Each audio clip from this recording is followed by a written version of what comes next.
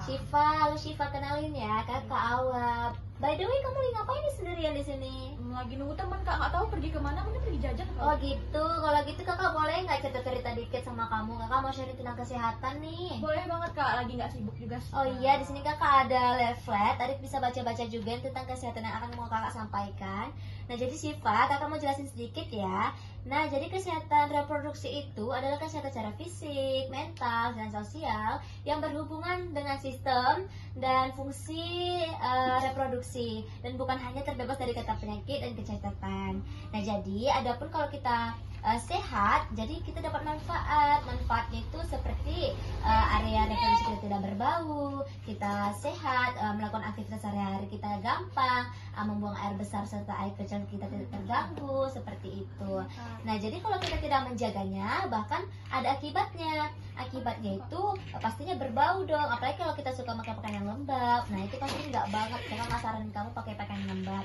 Nah, apalagi kalau kita sebagai perempuan, kita memiliki keputihan. Mana keputihan itu nanti kalau kita tidak menjaga kesehatan tubuh kita, itu akan menjadi infeksi ataupun menjadi kuman-kuman seperti itu, sehingga menjadi penyakit untuk diri kita sendiri. Nah, maka dari itu kita harus mencegahnya. Jadi adik, adapun untuk cara menjaganya, kita perlu mandi 2 kali dalam sehari. Dan kita kalau mandi, setelah mandi kita dapat menggunakan handuk yang lembut, tidak lembab, seperti itu. Dan untuk pakaian dalamnya juga seperti itu. Kita menggunakan bahan yang lembut, mudah menyerap keringat, supaya tidak membuat ruam, gatal-gatal, ataupun kemerahan. Nah, dan untuk penggantian pakaian dalam itu juga 2 kali dalam sehari. Nah, selanjutnya juga kita kakak mau nanya sedikit deh, kira-kira adik sering pergi berenang gak sih? Sering sih kak, kadang 3 kali seminggu. Wah, berarti adik rajin ya berenang ya. Nah, terus kalau misalnya adik pergi berenang tuh, setelah itu adik langsung mencuci atau enggak pakaian dalamnya? Kadang dibiarin dulu 3 jam 4 jam terus baru cuci kak. Oh, alangkah baiknya setelah adik begitu langsung selesai, adik langsung mencuci dan adik langsung mandi. Adik tidak boleh berlama-lama karena itu akan membuat bakteri-bakteri yang dari kolam yang kita nggak tahu airnya kotor apa bersih akan mencemari seperti itu. Oh iya kak. Nah, jadi adik, kakak udah selesai nih menyampaikan materi singkat tentang kesehatan reproduksi. Kira-kira adik ada yang mau tanyain? Ada kak, misalnya itu kan kita pakai celana dalam tuh. Tapi Nah. gak malu sih kak. Gak apa-apa, kita sharing-sharing. Kita sama-sama perempuan kok, nggak apa-apa. Kalau misalnya bahan celana dalam yang Ya. misalnya nih kita keputihan kan kadang dia Lengket iya gitu, iya nah. bahan yang bagus buat celana dalam. Oh iya, kakak saranin kalau bahan yang bagus untuk celana dalam itu yang katun. Oh yang katun. Nah, Kain iya, ya kak. iya kain yang katun. Dia bukan yang kayak ada kan kayak sekarang namanya polystyrene apa Oh, gitu. iya, Nah, iya. lebih bagus yang katun. Jadi dia lebih menyerap keringat, tidak membuat ruam atau gatal-gatal. Oh, Nah, baik. terus juga mudah untuk dicuci seperti itu. Oh, gitu, Kak. Nah, ada lagi yang ingin ditanyain? Nggak ada deh kak. Nggak ada deh. Kalau gitu maka kakak ngucapin terima kasih nih sama adik karena udah mau dengerin materi kakak tentang penyuluhan kesehatan ini gitu. Iya. Nah, kalau gitu kakak permisi dulu ya adik. Mungkin nanti teman-teman kakak bakal ada lagi nih datang-datang ke sekolah-sekolahan kayak gini, tapi mungkin kakak juga nggak bakal kesini lagi gitu. Nah, kalau Oke, gitu kakak Kak. pamit ya adik. Terima kasih Iya, Siva. Kak, sama-sama. Nah, jadi ibu, adik, kenalin saya dari Universitas Negeri Padang, khusus di keperawatan. Saya Najwa. Di sini saya ingin menyampaikan sedikit informasi nih Bu, tentang menjaga kesehatan reproduksi kita. Nah, apalagi kita sebagai perempuan, kita harus bisa menjaga reproduksi kita supaya bagus, bersih, seperti itu.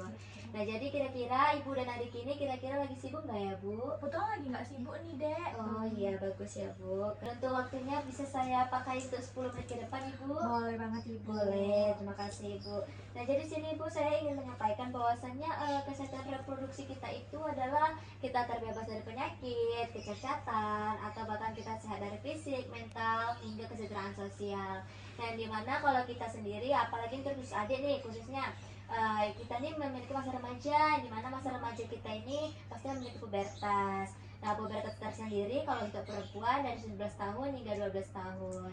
Nah, kira-kira adik umur berapa sekarang? Umur 16 tahun. 16 tahun.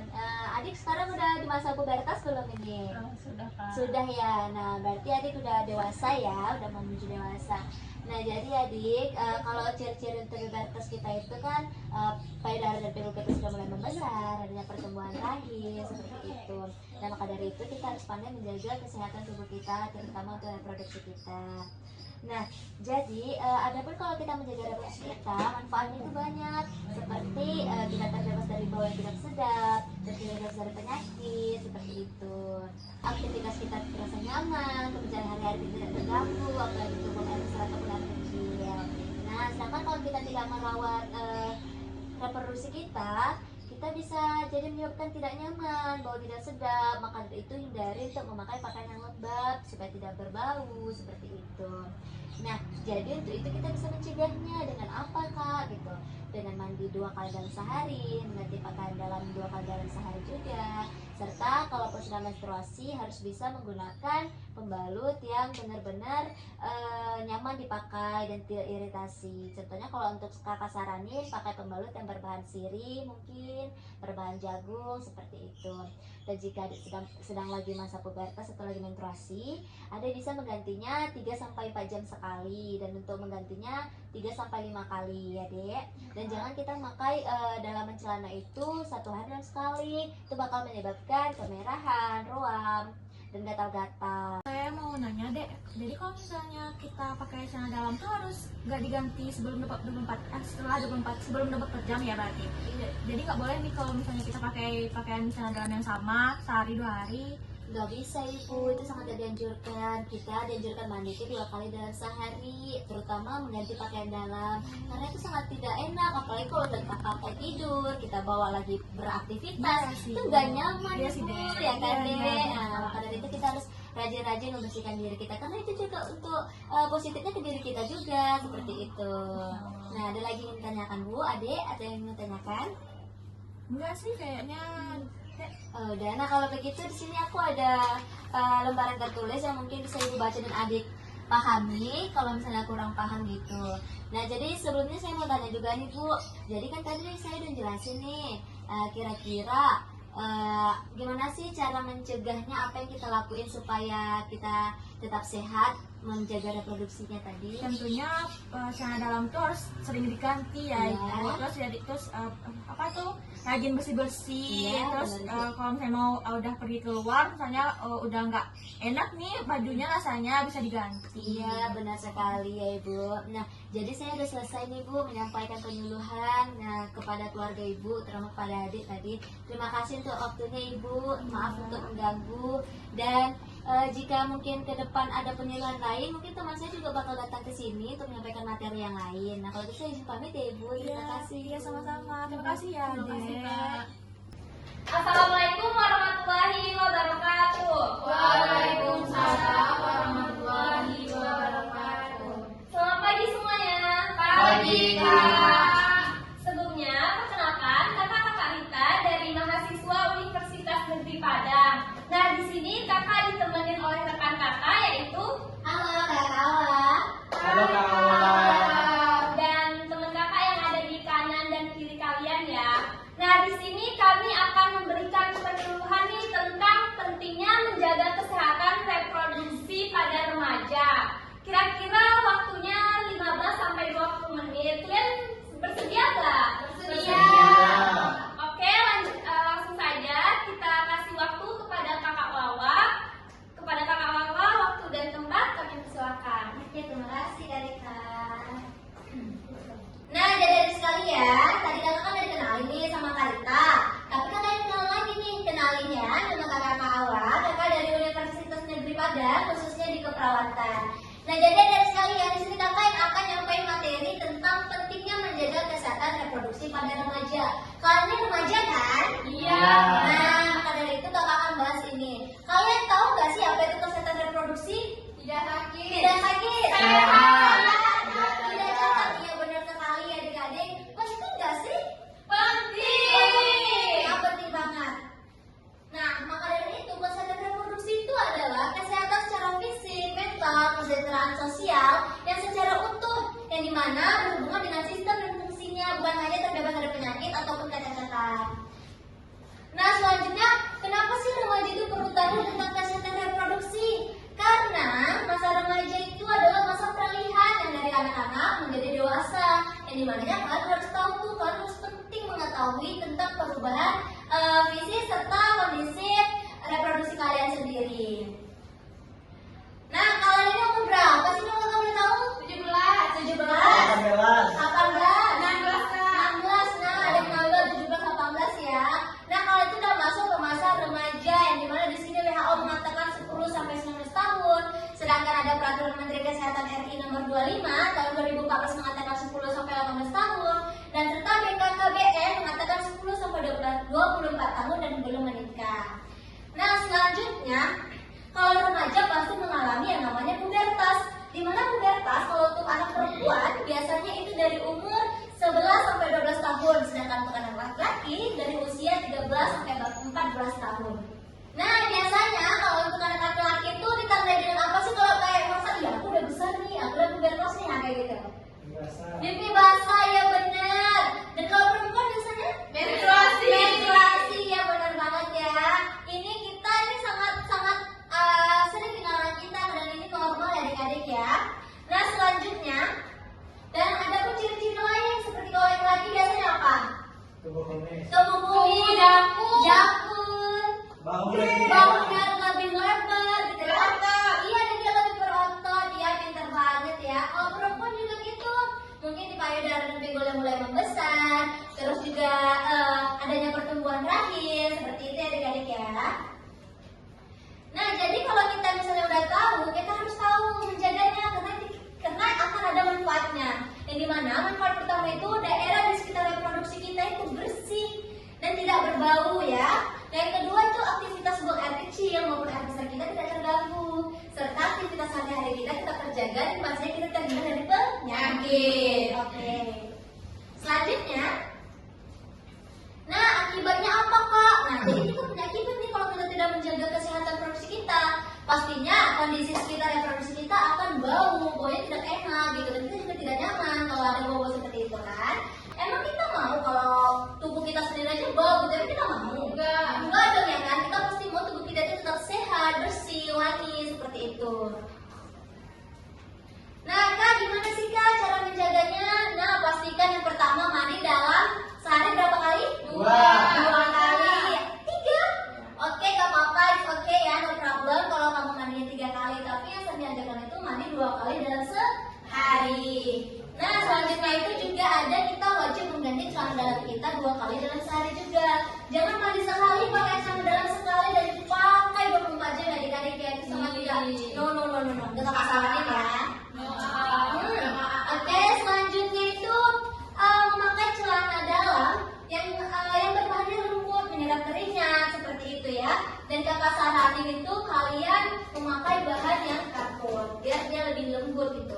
Nah, kalau kalian mandi, kalian bisa menggunakan handuk yang lembut, yang kering, yang tidak berbau ataupun tidak lembab. Oke kan, next kan? Nah, ya dan untuk perempuan, khususnya ketika sudah menstruasi, kalian wajib untuk menjaganya. Yang dimana pertama pilihlah pembalut yang bebas dari berbagai jenis bahan berbahaya. Nah, kalian itu gunakan pembalut yang nyaman di kalian. Misalnya contohnya nih, kakak ada kasih contoh berbahan jagung. Di sini kalian bisa lihat, bisa cari beli kalau misalnya kalian selama ini salah menggunakan pembalut. Yang kedua, ganti pembalutnya 3 sampai 5 kali dalam sehari.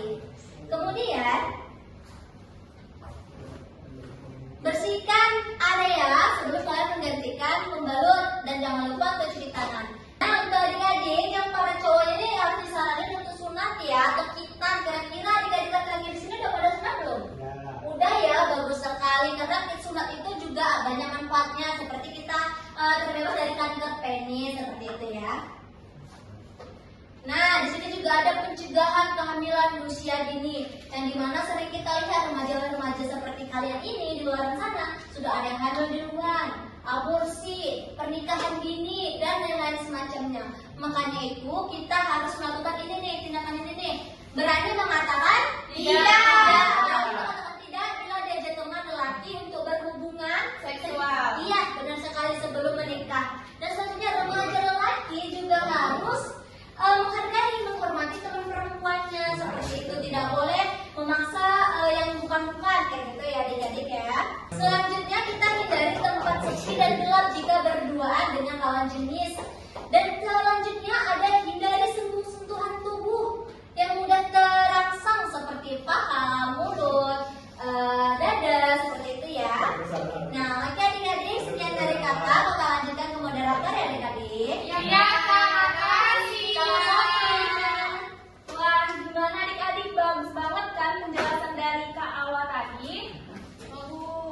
Nah, di sini apakah adik-adik ada yang ingin ditanyain mengenai yang sudah disampaikan ke awal tadi?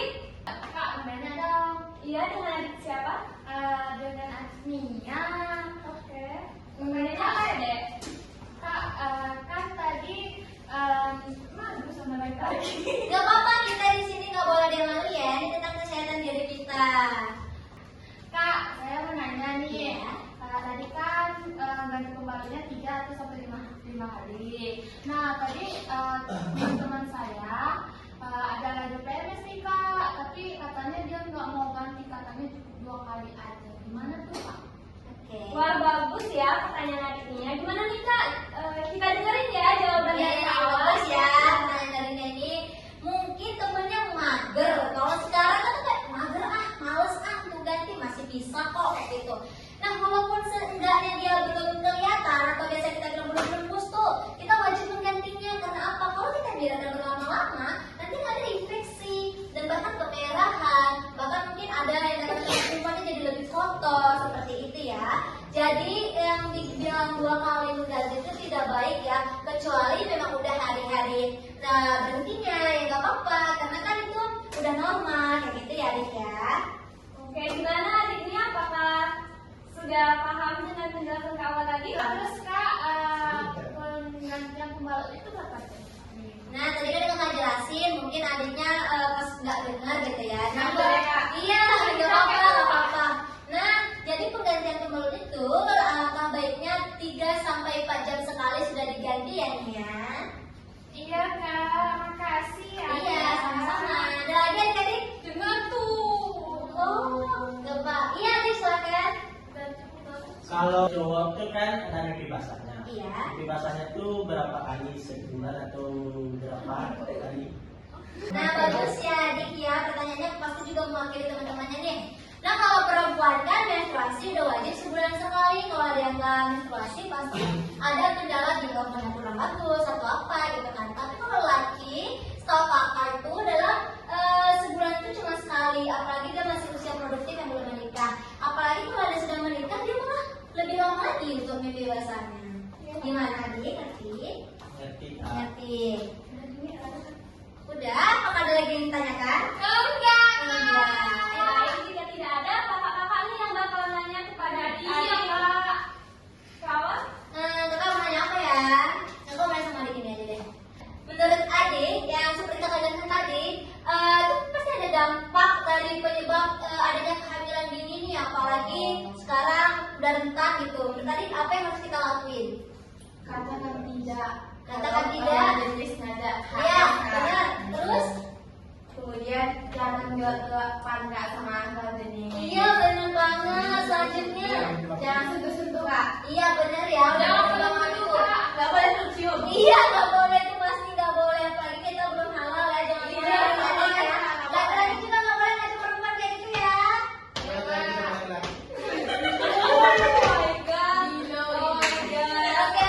Selanjutnya kamu yang satu lagi nih adik ini. Nah, menurut adik, gimana sih cara supaya tubuh kita tetap sehat tadi? Yang pertama mandi 2 kali. Iya. Ganti Apa? ganti celana dalam itu 2 kali. Iya. Terus pakai handuknya yang tidak lembab dan jemur. Iya benar sekali. Oke kak, semua mereka udah pandai menjawab nih kak, udah bisa menjawab. Oke tepuk tangan dulu dong kalau gitu. Datang ke satu lagi. Di sini kakak akan memberikan Iya. informasi tulis yang akan diberikan oleh Kak Awa. Kasih Nah, Kak. ini isinya tentang kesehatan kita ya. Silahkan dibaca di rumah. Makasih ya Kak. Iya. Oke Ayo adik-adik. ini kita lakukan dengan cantik dengan jelasin lagi Kak.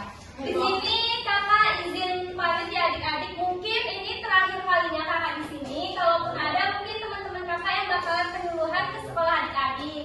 Sekian kakak ucapkan. Wassalamualaikum warahmatullahi wabarakatuh. Waalaikumsalam warahmatullahi wabarakatuh. Sebagai observer, berikut akan saya sampaikan hasil observasi berdasarkan kriteria evaluasi setelah penyuluhan dilakukan selama kurang lebih 10 menit dengan Wanazwa Ishak sebagai penyaji. 1. Evaluasi struktur. Penyuluh telah mempersiapkan diri dengan baik untuk membawakan materi pentingnya menjaga kesehatan reproduksi pada remaja. Satuan acara penyuluhan disusun secara sistematis dan sudah sesuai dengan tujuan yang ditetapkan. Penyuluh telah menunjukkan kompetensi sebagai penyaji karena penyampaian materi dapat dilakukan dengan percaya diri, runtun, dan jelas. Untuk media yang digunakan berupa PowerPoint dan leaflet yang informatif dan mendukung pemahaman peserta tentang pentingnya menjaga kesehatan reproduksi pada remaja. Slide PowerPoint berisi poin-poin penting disertai juga dengan gambar pendukung. Seluruh peserta penyuluhan sudah hadir tepat waktu, sasaran penyuluhan juga sudah sesuai, yakni masyarakat yang menjadi sasaran utama untuk menerima informasi tentang pentingnya menjaga kesehatan reproduksi pada remaja. Tempat penyuluhan sudah dalam kondisi yang nyaman, tenang, dan tertata rapi, sehingga mendukung jalannya penyuluhan tanpa gangguan. Yang kedua ada evaluasi proses. Peserta penyuluhan mengikuti kegiatan penyuluhan dari awal hingga akhir. Saat penyuluhan masih berlangsung, tidak ada peserta yang meninggalkan tempat. Peserta aktif dalam penyuluhan ditandai dengan adanya pertanyaan mengenai materi. Jalannya penyuluhan berlangsung secara sistematis sesuai dengan rencana dalam SAP. Yang ketiga ada evaluasi hasil. Penyuluh berhasil menyampaikan materi secara baik dan sesuai dengan tujuan yang ditetapkan. Dalam evaluasi yang dilakukan di akhir sesi, peserta penyuluhan dapat mengulang kembali atau menyimpulkan materi yang telah disampaikan penyaji. Media PowerPoint dapat dilihat oleh seluruh peserta dan media berupa leaflet juga tersalurkan secara merata dan dapat diterima dengan baik sebagai pemahaman tambahan. Penyuluhan sudah berjalan dengan efektif sesuai tujuan dan mendapat respon positif dari peserta.